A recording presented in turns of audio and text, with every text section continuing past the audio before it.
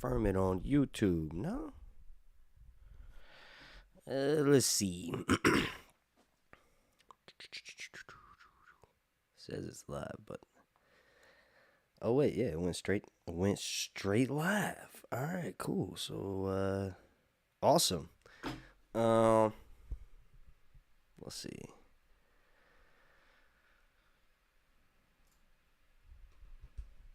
What's up, everybody? I guess I don't think anybody's watching this. I just wanted to talk about Winds of Winter. Hopefully it's private. I think. Oh no, it's not. It's not private at all. It's live streaming onto YouTube. Awesome. Well, anybody that does see this, hello. This was supposed to be private.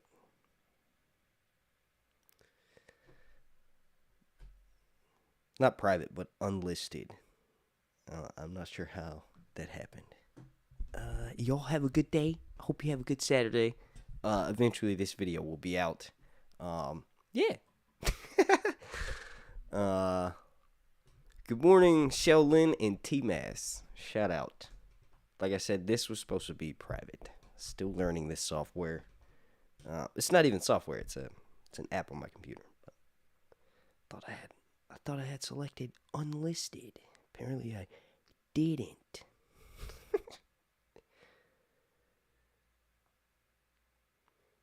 If we get like 10 people watching or something, or like 20 people watching, I'll do like a quick morning stream. I'll do a stream.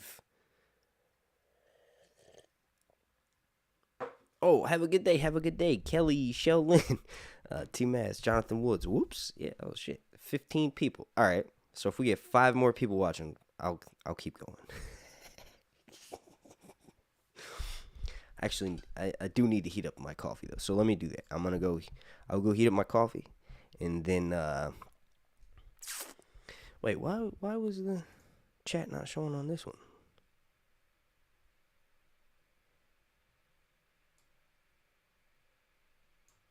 Oh, there we go. That's because it was below it. All right, so I'll go warm this up. I could do the video like live. It's not really a video, it's just a couple of topics for Winds of Winter. Let me go heat up my coffee real quick, please. And then yeah, we'll do this. This was supposed to be private. I'm sorry. It's probably why no one turns on their notifications, because I do shit like this on accident. But yeah, give me like 15 seconds. Private meaning they're a party. No. Private like on my YouTube channel. I meant to say unlisted. So like no one would be able to see this unless I sent them the link. And there was a couple people that I did send the link to, but apparently that link is non-existent because this is public on my YouTube channel. So just give me a second. I'm gonna go heat up my coffee.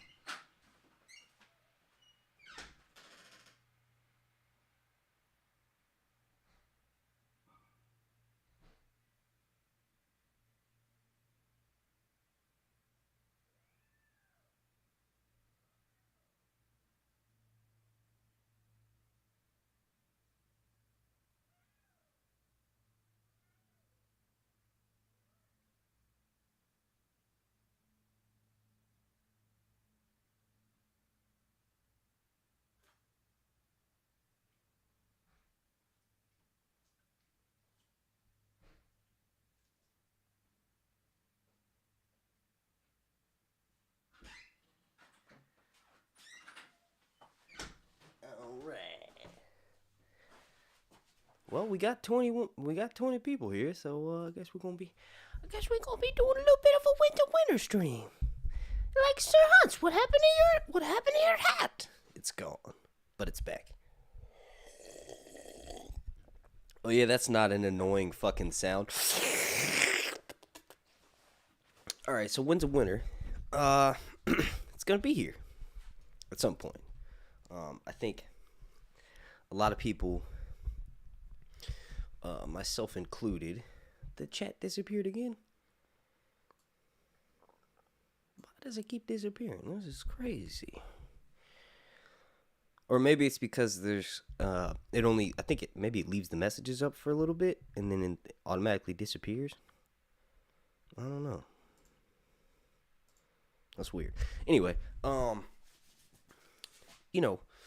George has, we'll say, a fire relit up under him. In the sense that, like, House of the Dragon is extremely successful, right? A lot of people will say that George doesn't want anybody to finish his work if he were to pass away or something before completing Wins a Winner. I don't know if that's true or not. I think there may be some, either a written interview or an interview that he did that's on YouTube or something that makes everybody say that. But I think when the show is on, and I'm one of those people, more people watch the show and then would sort of hear about the books. And when you hear about the books, depending on who's telling you about them, the story seems extremely overwhelming, right? Because, like, there's, 30 POV. There's an insane amount of POV characters, right? But for the most part, there's only a few that actually matter, right? So the people's POV whose storyline actually means the most, you can count on one hand, right? Like, to be fair, George likes to, write his story in a way that, like, if you look at something from another perspective, then maybe this person's story was more important because of the events that happened or because of the role that they played in the overarching picture, right? I think that's what made the common, like, rhetoric that you hear that, like, this story is too hard to finish, or it's taken them so long because, well, it's very an in-depth story and it covers a lot, and, like, he sort of wrote himself into something called, that people say is called the Milanese knot or something, like, because he has, I don't even know the exact definition of it, but apparently people were thinking that he had, like, too many different plot lines going on. And then in Dance with Dragons, he introduces new POV characters through Griff, right? Potentially young Griff, if he does decide to go that route, and give him, Aegon, the Fagon, if you want to call him that, POV in Wins. I think the big thing or two things to realize is that, like, yes, that's true. That's why the rhetoric was so heavily, circulated online, because it's an intense story. I don't think there's ever been,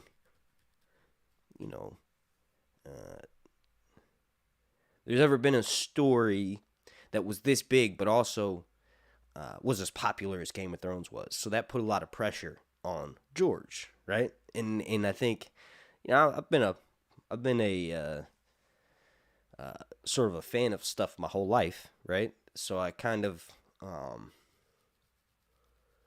have that attitude where, like, man, I'm a fan of something. I like that. Give me more, right? And I think that's kind of how some people feel online. Like, fans feel like he owes us this story. I think because we haven't gotten it yet, maybe people think that George feels like he doesn't owe anybody shit. And I feel like it's probably a combination of stuff, right? So the expectations on finishing the story is one thing, right? The expectations on delivering a good story is a different thing. So I think the reason why it's taken so long is, yeah, kind of because it's so intricate and all these massive plot lines and stuff, but ultimately he wrote the story so he can direct where it goes and wipe everybody out in one big battle, right? If you kill 5 POV characters in one battle, like the Battle of Ice, right? Winterfell, right? You could remove a large chunk of the story and then make it easier for us. So that's part of it. But ultimately, I think it's more of that he wants to deliver something that lives up to not just his own expectations, but his legendariness. Like, he's a living legend, so to speak. And no other author has been able to be this successful and kind of not finish their series. Their series. Like, there's been successful authors and stuff, and like, yeah, obviously, Tolkien, Lord of the Rings, right? Those movies came out after he died, but ultimately he was extremely successful during life. And I think, it's different with George, though, because social media is a thing. More people have more information, which is good and, I guess, good and bad in the sense for an author, right? So, like, back in the day when he first started writing the books, you probably had a couple of emails, or not emails. Well, they did have email in the 90s, but he probably had some letters that he didn't like, or he probably had an overwhelming amount of, happy letters because people are obviously fans of his work, but he probably also, got some hate mail or whatever, but nowhere near as much as today's stuff. You can't even see the chat. I'm trying to like glance over at the chat, and I can't really see it. Let me change how it looks. Just add some boxes.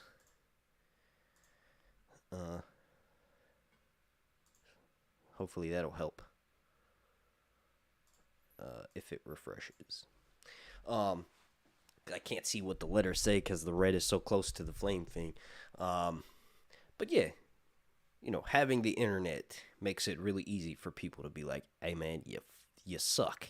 Please hurry up and finish, right? So I think it's a combination of all that stuff, but mostly I feel like his own pressure to deliver is what's taking. Because he, all these different, several years ago, there was several different times where he's like, yo, I'm going to have it finished. Yo, if it's not done, do this. Yo, it's almost done, right? So that makes me think now, now that we're getting more updates about it, he kind of stopped for a while, but now that we're getting more updates about it, if he actually was done back then, why wouldn't it be hard to just finish it up? Finish it up. Nigga, put it out, bro.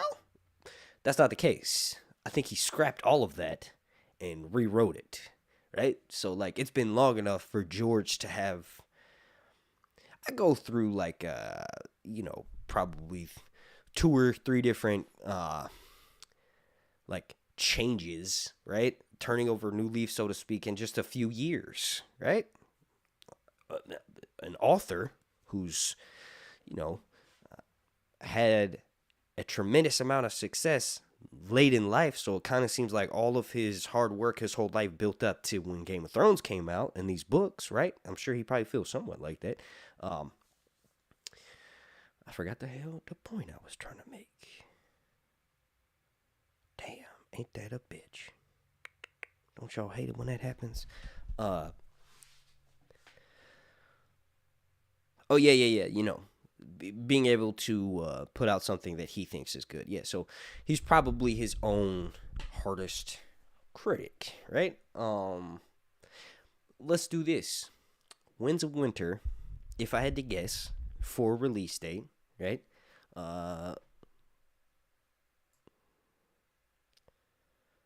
What in the heck? That's weird. It's doing it again. Okay, so let me try to re-add it. The chat box froze.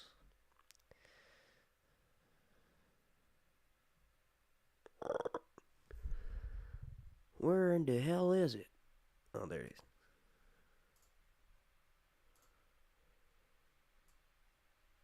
Okay, here it is. Cool. All right, sorry about that. So yeah, if I had to guess when it would be out, it would be awesome if he released it next year.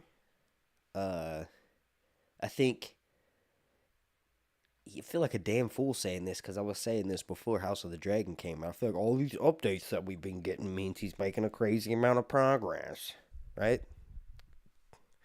That's the thing that I think, is true, but also, I get tired of saying it. So if I had to guess next year, at the longest, maybe 2025, it would make sense if he releases Wins a Winner, if he's gonna release it to go along with the show, it would make more sense to release it with the Jon Snow show. That's for sure happening, right? Um, the reason why I say for sure is kind of a dumb reason, I guess, but I like it. It's that, when Kit Harington did the Game of Thrones convention, he's like, I can't talk about it. Like, if something isn't real and something isn't happening, why wouldn't you be able to talk about it? So, like, when the immediate Game of Thrones prequel or whatever was being made, right? Not House of the Dragon, but this other show called Blood Moon. As soon as they realized it wasn't going to work, people sort of immediately started talking about it, right? Like, they weren't keeping it under wraps anymore because it's over. So what's the point of, not talking about something that isn't happening? You might as well let as many people know this isn't going to happen. Don't get your hopes up. Sorry, But they never did that with the Jon Snow show. And they know how hyped people are. Like, Jon Snow was the reason why everybody went to the convention. Kit Harington. Obviously, there was a bunch of other people there, but most people, I'm pretty sure, were really excited to see Jon Snow. Kit Harington's been playing the character since 2011. When the show came out, there's a lot of people who were like 10 years old. So, I was 21 myself, but, fast forward 12, 13 years later, this is the dude they grew up with. Obviously, they want to see more of that character, right? It'd be like, for me, with Buffy, right? If there was a potential Buffy reboot back in like 2016 or 2017 or something, that would have been massive. They could still do it now, but I'm just saying, it would be a similar thing like if they wanted to do it, and they could still do it now. I don't even know what the point of that was. Dominic Hindi says, I say 2030. Yeah. Hippie Zombie says, why are no cannabis strains named after anything from Game of Thrones? What's the other part? The seed game. The seed game's full of copyright names. I don't know.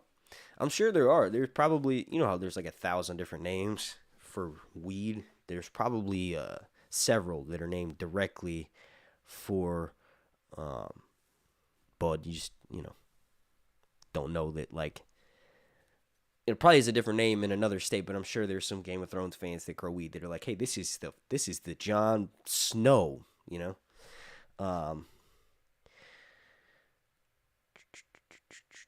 George is old, a well bit overweight. I'm sure he will never finish. He needs to find someone who will finish. I don't agree with that, hippie zombie. Manhattan Mike said, Winds of Winter is going to be here, I think. I hope, maybe.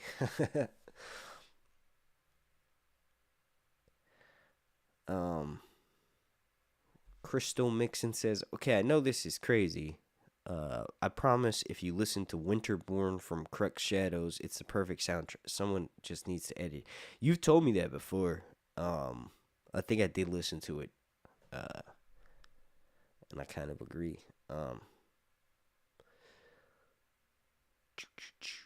Sean Mota 24 says, what up, what's up, buddy? Manhattan Mike, what's up, good sir?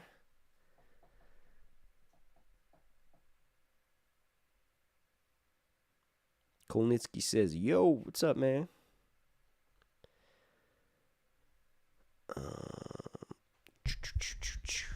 If you guys have any questions that you want me to, or topic or anything, let me know. I'll probably try to put out an actual Winds of Winter video, because that's kind of what I was going to be recording right now, but this happened.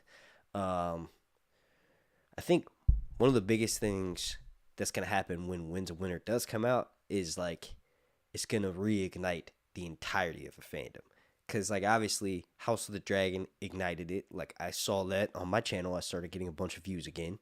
But ultimately, when the Jon Snow show was first kind of announced, I saw a bunch of traction come back to my channel as well. So I kind of feel like there's some fans that are sort of just waiting it out. Like, I think there's a good chunk of people that are vocal online that'll be like, I don't care about it.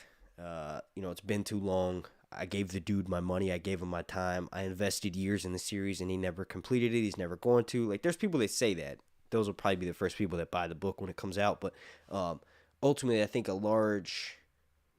there's a large chunk of fans that are kind of just like, they checked out of like the social media side of it. So like, you know, on the Song of Ice and Fire subreddit, there will be like constant theories being posted, or people saying, hey, what are your predictions for wins, or when do you think it's coming out, or just a bunch of stuff, or like if George does a new blog post. And I think there's a lot of people that kind of sort of stopped paying attention to that because they, you know, tired of sort of just being let down or whatever.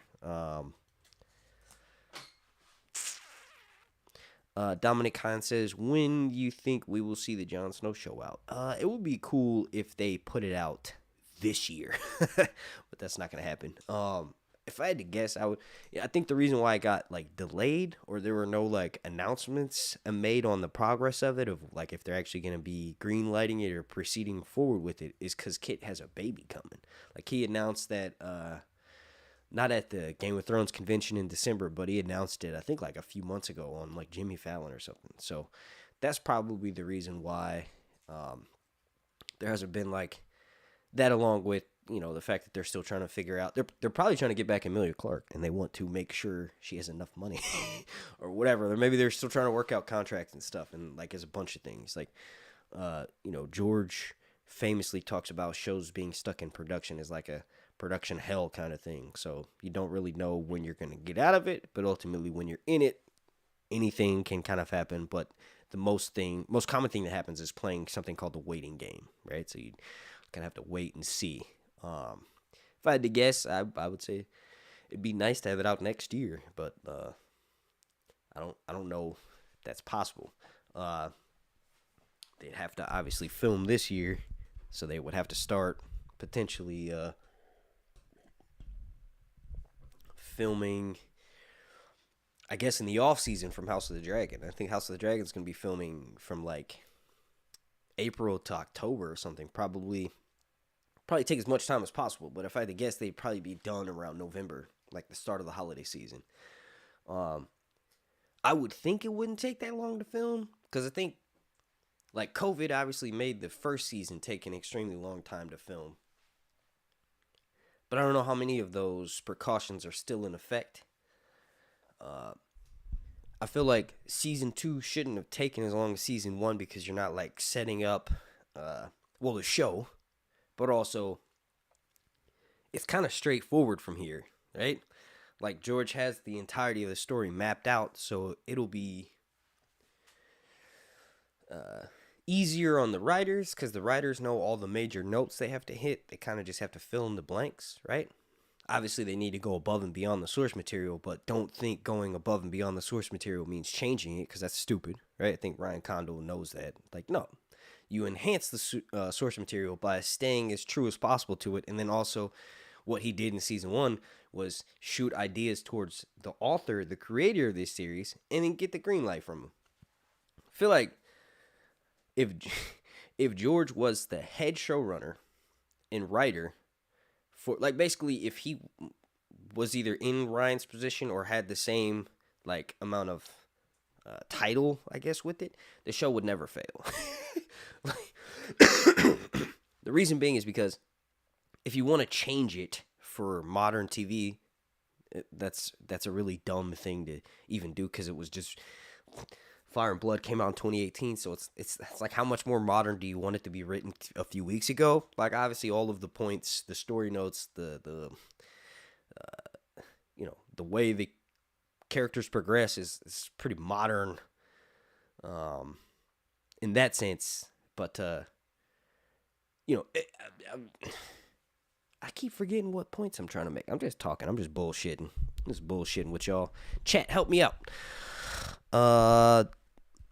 Dominic Khan says, we will see it out after House of the Dragon Season 2. Yeah, probably. Definitely not before Season 2 House of the Dragon. Snoochie Boochie says, what do you think would be... Let me slide the chat over, because it's kind of like small on my end, and I can't see the whole thing. Okay, Snoochie Boochie says... Funny username. What's up, John Rod? Snoochie Boochie says, what do you think would be the best finales for season 2, 3, 4, and 5 of House of the Dragon from a book reader standpoint? Should we make it that far into the series? Well, there's not going to be a 5th season of the Dance of the Dragon storyline, right? So, House of the Dragon is probably going to be like after the Dance of the Dragons. It'll probably, that title will still be used for any of the prequel shows or sequels, probably mostly prequels, that'll be set in that same world. So season 4, the final season, will end either episode 9 or 10 will be Rhaenyra getting eaten at Dragonstone, and then there'll be a bit of a time jump to show Aegon back in King's Landing, horribly crippled and maimed, but he'll need to be in his beer, and there'll need to be, poisoned wine in it, and he'll sort of take a tour of the city, drink it, and then he comes back with red blood on his lips, and then I guess the last half of the episode will probably be like an hour and a half, right? But that'll be like the main part of it, the first part of it, just like in episode 10 or the last episode of Game of Thrones, they did like a bit of a time jump after Daenerys dies, and you see Jon Snow with the crazy beard and hair, right? Probably be a situation like that, and then except it'll be the Hour of the Wolf. So the guy Cregan Stark that we're going to see in season 2, hanging out with Jace, going in Winterfell, going hunting and chilling, and potentially the Sarah Snow plot line, and supposedly her and Jace get married, right? And under Cregan sort of forces them to do it. Or the idea is that Jace sleeps with her, and Cregan's like, bro, you're not doing that unless you marry my sister, right? Kind of thing. But then he doesn't do nothing aside from get the entire North ready to go down south, right? He tells them, we'll be down there. I got to rally my forces. But ultimately, winter's coming. So we've got to finish harvesting and getting ready. But when we do come down, don't worry. It'll be after everybody's dead. And we're going to try to bring justice when, honestly, the justice has already been brought. Like, yeah, okay, Laurie should have died. Ultimately, he tries to, Cregan tries to kill Corlys, but he has to be convinced by getting some pussy, right? And then he also tries to kill, isn't there, who is it? The Valyrian soldiers who free Lady Baela and Rhaena, also, he tries to kill them because he says they plotted. Like, he's a fucking Cregan, yeah. But ultimately, yeah, that'll be the ending. Maybe not the last episode. Maybe, Aegon will die. Aegon 2 will die in episode 9 of season 4, and then they'll do episode 10 as the Hour of the Wolf. I don't know how far into the Hour of the Wolf is going to go. Like, obviously, you need to see, like, Corlys, Alicent, Aegon the Third actually ascending the throne, and then the Regency happening. You need characters like Unwin Peake potentially introduced. It depends. Hippie Zombie says, are they doing LED screen background like Mandalorian, or going green screen? So they have. So here, let me pull that up. Actually, there's this studio in Leavesden that has the world's largest green screen, right? So what they do, let me pull up a picture of it. Here it is. So what they do is, oh, that's really tiny. All right, so can you see that right there? So what they do is they go out and film on location, kind of, and like for instance, the Monsanto, right? That was where Dragonstone was filmed. So there's this castle that has this really long archway. They'll go on location, send the camera crew, maybe obviously all the lighting guys and all this stuff, but film that there on location.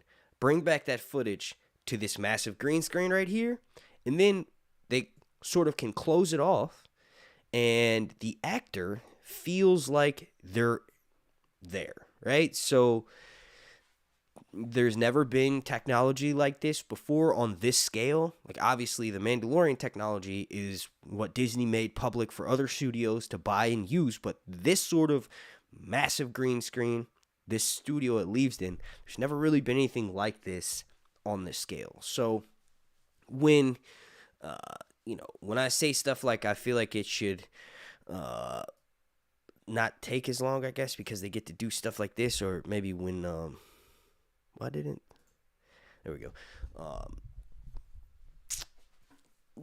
Like, what was the question? I forgot the question.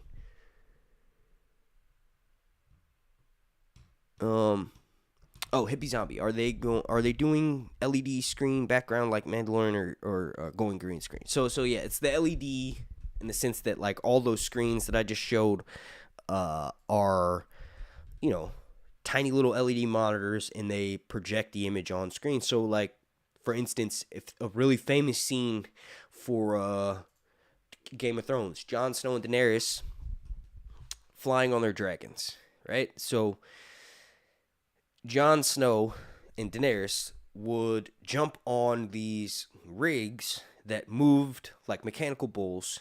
The entirety of the thing was covered in green mats and chroma key backgrounds and all that stuff. And ultimately, there'd be wind machines, there'd be sound machines, and the actors were supposed to kind of react to that, right? So it was kind of hard in the sense that like they're supposed to know where to move their body, or like they kind of have to mentally depict their own images of what they're looking at through the direction of the director of the scene, or the writer, whoever the fuck is involved with telling the actor what's going on, right? They kind of have to put that image in themselves. But now, on this new show, they have all that same stuff with the mounting rigs. It's actually a new kind of mechanical bull thing that they use. But ultimately, those are put in that massive screen, right? So we saw with Aemond and with Lucerys, they could look back and see what they're seeing, like what we're all going to be watching on screen. So reactions to it and all that stuff are so much more intense.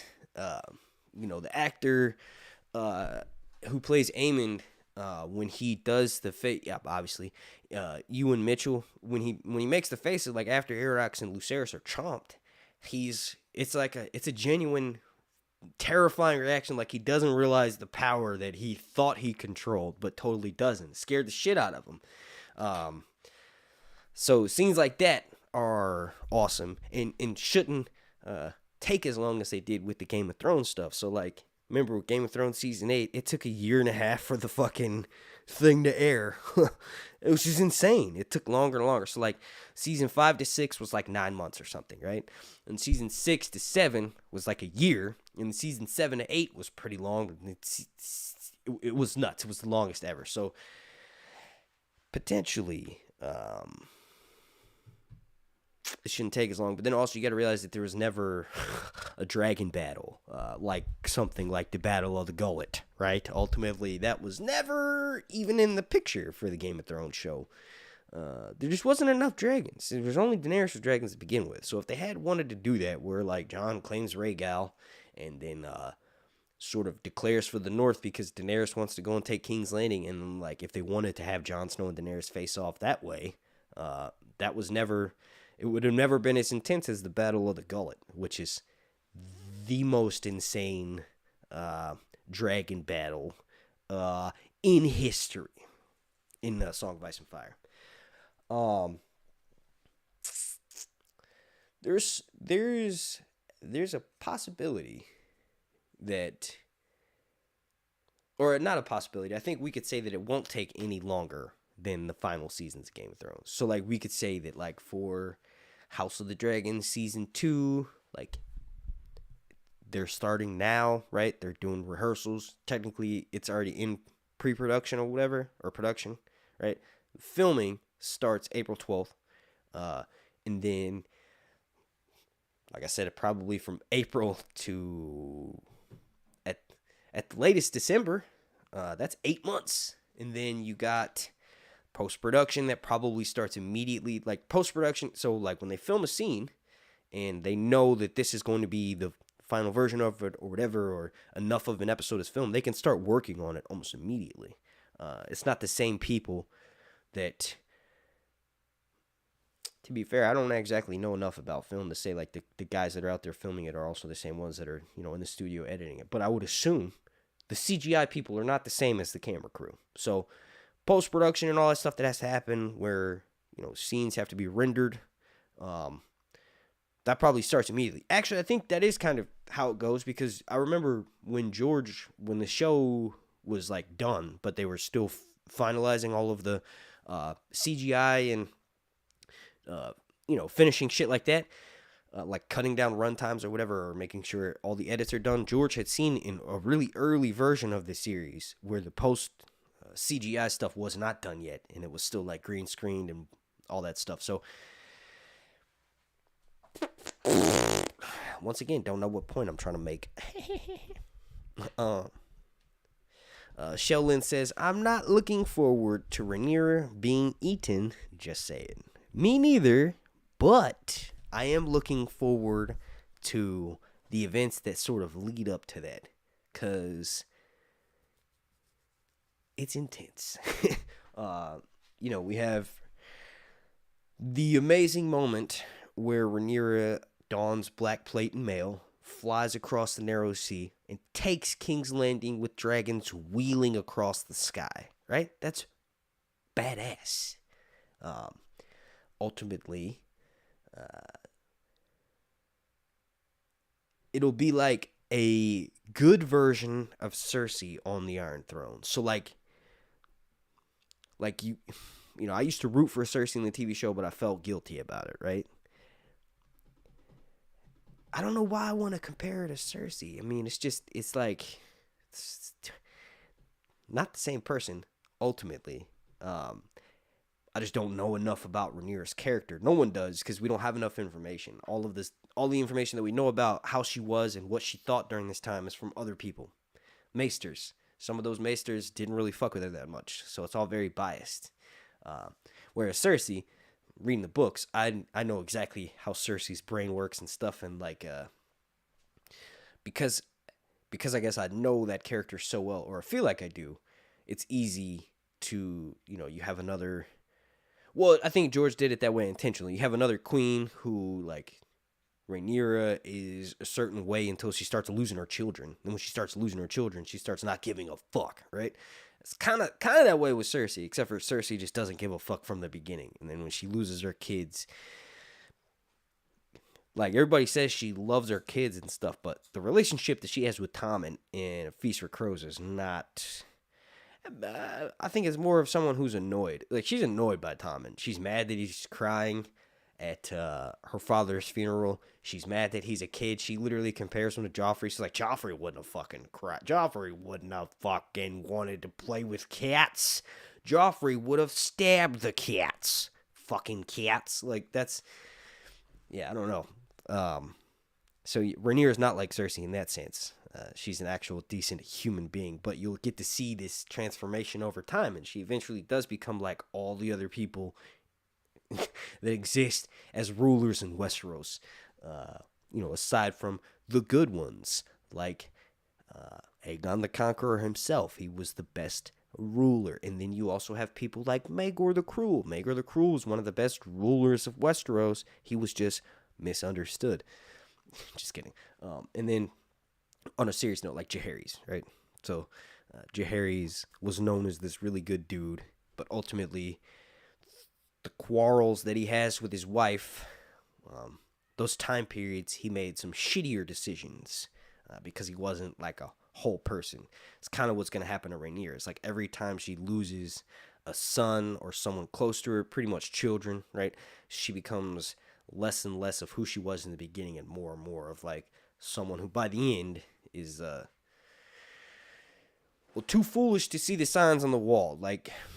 I think the exact lines are like when she's making her way through Dragonstone and she sees the first sign that she sees, she sort of ignores because she doesn't want to believe that Aegon has taken over Dragonstone and that she's not going to be, safe in where she's making her way back to. She kind of is blind, she's not thinking clearly because she's lost so much. That's what I'm trying to say. It's really interesting to watch a character, lose that much. And it'll be awesome to watch Emma Darcy pull that off, hopefully.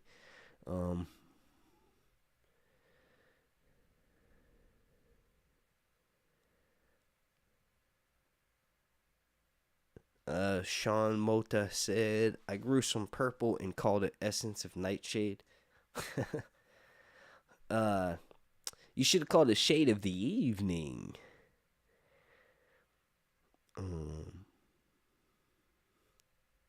Sorry, I'm trying to go back from the last comment that I was just commenting on with the Rhaenyra stuff. Snoochie Boochie says, all that considered, do you think Aegon the Younger and Prince Viserys will get their own spinoff? That period is worth exploring in a cinematic light. I don't think so. When they get older, yes.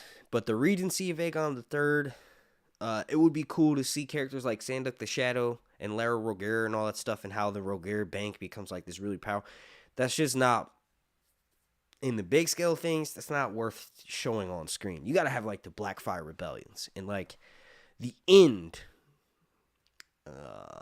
Obviously after Aegon III dies and Viserys is king for like a year and a half or whatever, that would be the only part that's worth showing, and that's just because it sets up Aegon the Unworthy, the fat bastard who is like the worst king of all time. So I don't think, that part of Fire and Blood would make for, okay, like I want to see every part of it, but if we're having to pick and choose, that's one of the more boring parts in that sense. It's all extremely interesting, but from an average show watcher perspective, watching that on screen with no context, and if they never wanted to read Fire and Blood or hadn't read it, it wouldn't be that interesting. It would to someone who's read the books, right? But it just wouldn't be to the average show watcher. Thomas JBO says, I would love to see Viserys come back to Westeros, but not sure they'll take it that far. Kind of what I was just saying about seeing Viserys the Second wear the crown. So like what happens is during the Battle of the Gullet, there's a ship known as the Gay Abandon, and on the Gay Abandon, Aegon the Younger and Viserys are on the ship, and Aegon the Younger, who becomes Aegon the Third, King Aegon the Third, who wears the crown at the end of the dance, abandons his brother Viserys, and Viserys is taken by, I think it's Lyseno Maul or something like that, but basically he's sort of kept as a hostage over in Essos for a good decent amount of time until the end of the dance, and like he comes back, and Viserys and Aegon are reunited. Ultimately, Aegon the Third has children, and then dies, and then Viserys outlives him and sits the Iron Throne for like a year, and then he dies of mysterious circumstances. He's probably poisoned by Aegon the Unworthy, right? What was the question? I forgot the question. I would love to see Viserys come back. Yeah, I don't know if it will either, because like if we're getting the anthology series, the next most exciting time period to tell would be like the Dunk and Egg, Blackfire Rebellion eras. And they actually said that the Dunk and Egg show is being worked on because they have a writer for it, Steve Conrad. Charles Montgomery says, creative liberties. HBO has a few Trump cards. Fan input plus faithful adaptation seem likely. Okay. Lady Allison needs a feet finder. Winterfeld 26 says, what up, everyone? What's up, Winterfeld 26? Thank you for being a channel member, by the way. If you're unaware, channel members, I do a very terrible job promoting that. But basically, if you join channel members for like $1.99, you get to watch all of my content ad-free. And then also, you can join the Discord, and I'm also very terrible at this, but also you can submit topics and questions for the live streams when I'm doing the patron portion. I'm going to be getting better about that, swear. But yeah, thank you for being a member. Winterfell 26, Wex is a secret Targaryen. What's up? Says Sir Hunts, please tell me that the Winds of Winter will be released soon. Kind of soon, but it's a little bit more. I would just say, please rewatch the beginning of this stream, but I just get tired of saying soon. I want to believe it's soon, but it gets annoying to say that. It kind of, like when I was talking earlier about how some fans just kind of, they're still excited about it. They're still going to read the books. They just checked out of that whole, when is it coming thing. Like, it'll be here when it gets here. I think I know I feel that way. I'm pretty sure there's a large subsect of the fandom that probably feels that way as well. It gets annoying to well, I mean, it's exciting to make when's a winner release date videos for my YouTube channel because those videos do well, but it gets annoying to try to figure out, like, when he does a blog post and he goes, okay, I gotta go, I'm getting back to writing. It's like, yeah, you said that like 500 times, so okay, that's kind of how I feel about it. It's like, yeah, I'm just gonna continue to reread the main series, and the waiting for when's a winner, it'll be here when it gets here. I think it's different. It's different when you I guess have unlimited optimism. I don't know. It's like that this shit will wear on anybody. It's not. I'm not even trying to make a complaint to say like it should get here. Like, obviously we all want it. It should have been here. It should get here. But also, I'm not like one of those people that are saying, oh, "Fuck you, man. I don't want nothing to do with George R. Martin's work because he can't complete nothing. I'm a completionist. I need an ending to it." I'm not like that, you know. But also, it's like, yeah, I can understand. It gets tiring. I'm sure, like, you know how Martin gets frustrated about being asked about when's a winner. It gets frustrating for fans to hear about it, and it's not here yet. So it's funny because I'll say that, and then if he completely stops updating us about writing when's a winner and doesn't mention it in any of his blog posts, people are like, well, he gave up. He's no longer writing it. He kind of can't win until the fucking book is coming out. Like, you give us a release date of a potential of when you think it'll be out. Like, you know, that'll get people really excited, and I think not save the fandom, because the fandom's not dying, but just, like, you know, save a lot of people a heartache if he'll just straight up be like, look, this is exactly how much I've written for it. This is exactly how much I have to go. Like, I feel like most rational people, right, would be like, oh, well, thank you. I realized you made this much work on it, and you think you only have this much to go. That's good enough. That, I feel like, for me, that would keep me, like, okay in that sense, or, like, satiated for, like, 2 years, because, you know, he's being up forward with people. But when you say stuff like in 2013, yeah, I think Wins will be out next year, or in 2016, I'm not doing anything until I finish writing Wins, you kind of burned up all... You burned up all that stuff of, kind of like, yeah, it's like, and I'm sure he gets annoyed with it. He's probably like, man, just leave me the fuck alone. But also, like, you made the greatest series of all time, books, and then also the TV show. You kind of can't expect people to not want more. It's, you know, he wrote the books where it attracts a certain type of, you know, mentally defunct type of fan. Like, don't maybe write some more normal books that attract normaler fans if you don't want diehard people that are dying for that. But here's the thing, though. One thing that he said recently that is true is, like, he's like, as soon as I release the fucking Wins, people are going to immediately say, where's the dream? You're right. They will. That'll be one of the first things that everybody does. It's like, okay, can we get more? The best thing about it, though, is that you have YouTube channels like me and Indie Geek and everybody else, right? To break down all of these videos, or I'm sorry, to break down all of the pieces of information that are available to us in the entirety of the series. So, you know, if I get Wins a Winner, I will potentially have... What the fuck is going on?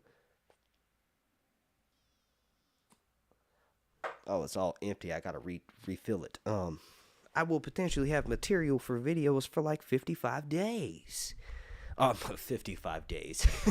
Guys, I'll be able to make videos for 2 months after Wins a Winner comes out. No, I meant to say I'll have material to make videos for years to come. Because the best thing about when a new book comes out is, like, yeah, we get to read it, and then we get to read it again, right? But you get to, reread the entirety of the series.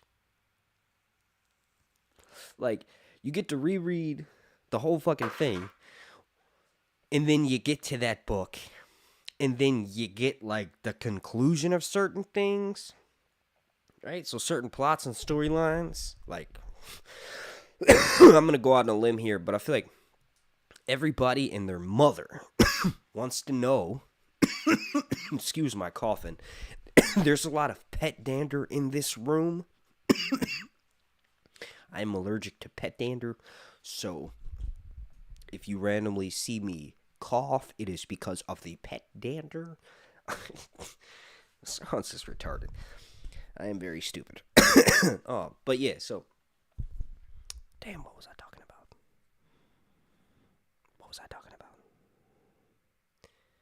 Oh, Billy Bob, what's up, my dude? Triton 54, Crystal Blaine Maynard. Sorry, I got excited. I seen my Scottish boy, Billy Bob, stepped out of the sheep hut to come. I'm just kidding, Billy. I'm just kidding.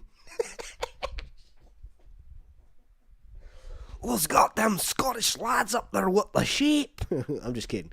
Did you catch that last time in my live stream? Remember when I got to your question, Billy Bob? Did you watch that? I was like, yo, this dude's either going to be laughing his ass off or be mad as hell and delete his patron pledge and all that stuff. All right, but yeah, no, let me get back on track. Answering some questions.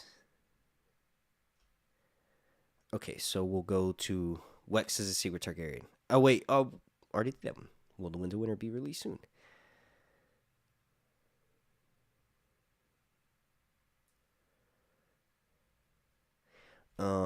Dominic Hindis said, hope they make an Hot D if Balerion storyline, like the Blair and the Black Tread, so Aegon the Conqueror, that would be cool. I would love to see Aegon the Conqueror on screen. You know, I actually ran a poll. Well, I talked about this in my last live stream, so I'm not even going to mention it here, but I think Daniel Radcliffe would be a really good Aegon the Conqueror.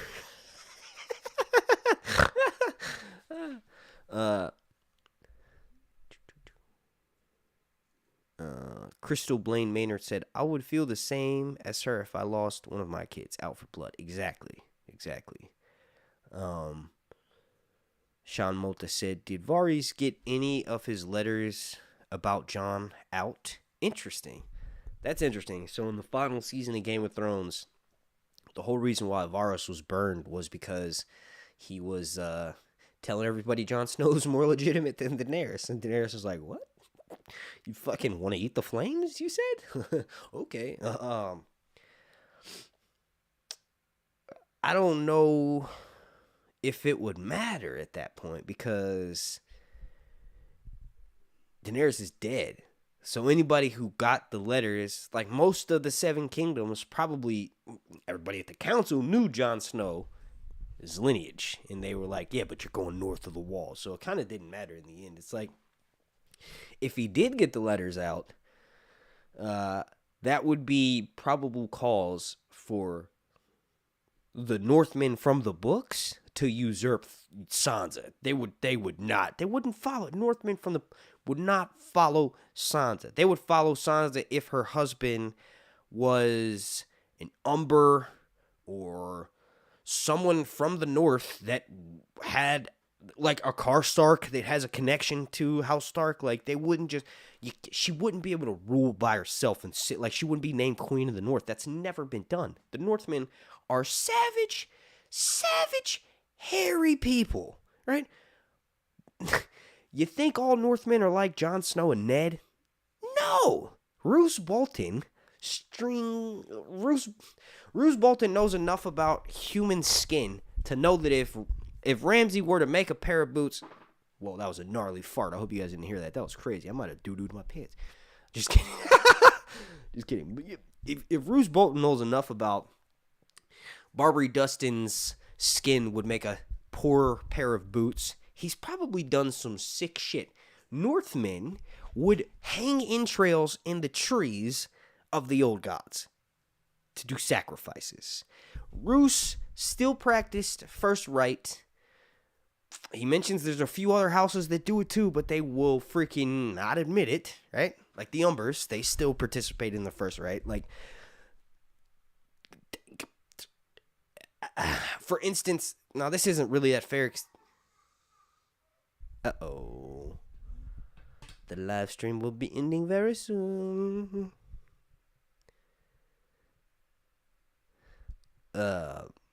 Billy Bob said, "Motherfucker, it's going down now." Sorry, got distracted. I hear my daughter crying. What was I saying? Oh yeah, so like it. And this isn't a good example, but the North people are not completely opposed to cannibalism, right? Because the winters are so hard, they probably have been forced to do it. Mance Rayder mentions how, like, he's pretending to be the Lord of Bones, right? Mance Rayder was burned in the TV show. He was burned in the books, but in the books, he was glamored to look like Mance Rayder, the Lord of Bones was. So Mance Rayder is pretending to be the Lord of Bones, now alive and walking around Castle Black until ultimately he goes down to Winterfell and tries to rescue Jane Poole, who's under the guise of Arya, right? He mentions how when he's sitting at the tables in Castle Black, like eating his food, how, people are kind of looking at him because he's a wildling, but also Bo and Marsh kind of talk shit or whatever, and like when he's telling the story to Melisandre sort of checks him. She's like, I heard you're sort of causing trouble. You need to be aware that, glamours aren't 100% all the time. And she like tells him he needs to wear the bones because they help with the glamour of like making him look like someone else and stuff. And he just mentions like, I'm not afraid to get into a fight. I don't give a shit if some blood drops in my pores when I'm trying to eat my food. It'll probably taste a little bit better, right? So, Northmen are savage. Like I said, that technically doesn't count for Northmen. Mance Rayder's king beyond the wall. Wildling, kind of, but also was Castle Black Night's Watch member. So, yeah, now I need to get out of here. This was a impromptu stream. Hopefully you all enjoyed this. None of my videos really get 1,000 views these days, so it kind of is like, what's the point? I might as well leave this up, right? Thank you for watching. Please slap a like on it. Also, consider checking out my Patreon over on patreon.com/ShaunReviews. You can join for just a few dollars, and you get content like this way more frequently than on YouTube. The past couple weeks, I've kind of been not uploading as often, but I got a really big House of the Dragon, like My Way video that's coming out. Part 2, Part 1 has been out for a while, and I think it's uploaded to YouTube. But Part 2 is coming out. That's something to look forward to. And then also you get first dibs on the stream. So you submit your question a day or two beforehand, and I'll have an answer prepared that I'll read live. If you don't want to do that, thank you for watching.